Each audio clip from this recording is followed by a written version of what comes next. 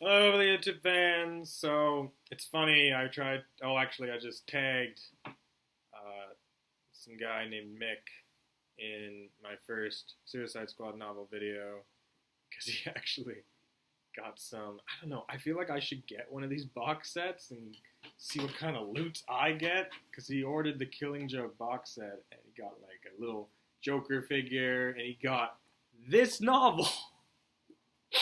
Actually, no, he didn't get this novel. Sorry, he bought the novel, and it's just like some people like it, some people hate it. He's got a very good British accent that I'm definitely screwing up right now.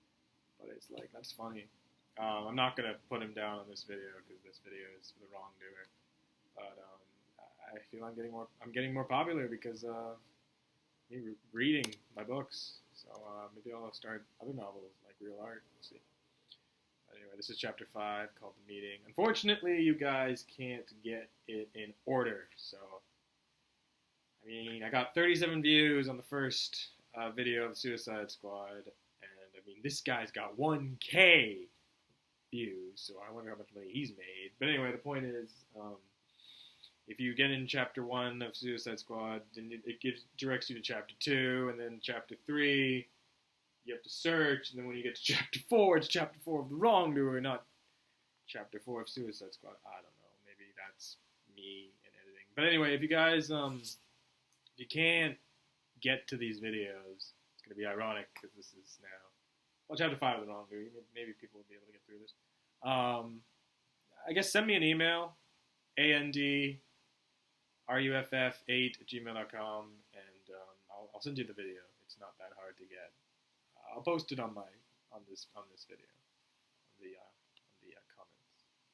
Mike stared up. Okay, so this is called Chapter 5, The Meeting. Mike stared up the clock and began to tap his thumb repeatedly on the table. He usually performed this action when he was nervous. 7 o'clock that evening, his mother was going to find out the truth behind his lie. Mike watched as the little hand struck 6:15 p.m. It was pitch black when Mike and his mother arrived at the front of the school. His mother had to use a flashlight to find the entrance. She almost blinded Principal Charles, who was standing at the door.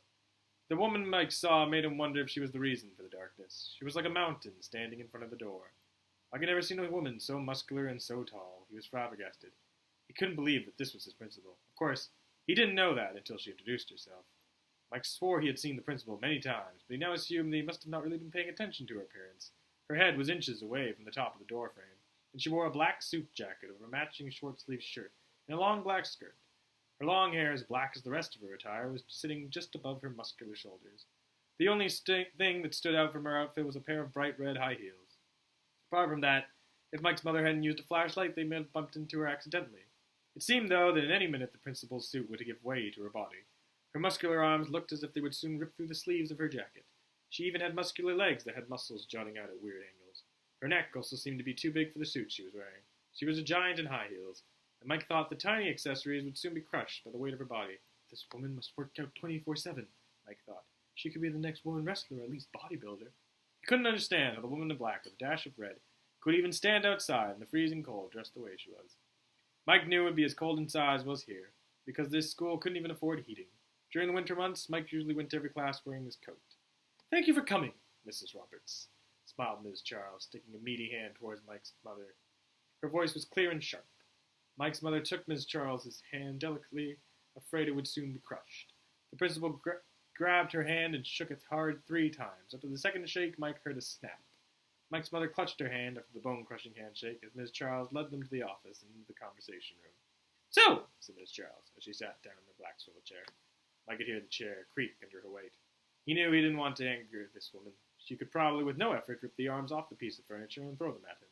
"Let's just wait for the others." Miss Charles got up to wait at the door. In a few minutes, Mike and his mother heard 4 yelps of pain, and they knew that the other people had arrived. Bradley, Mike, Cindy, Bradley's mother and father, and Mike's mother were now all sitting down in front of Miss Charles's desk.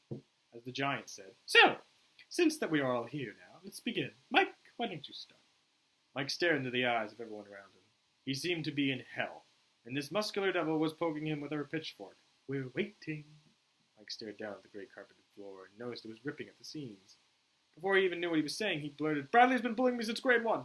Mike then looked at the carpet again. Like it, he felt broken and destroyed.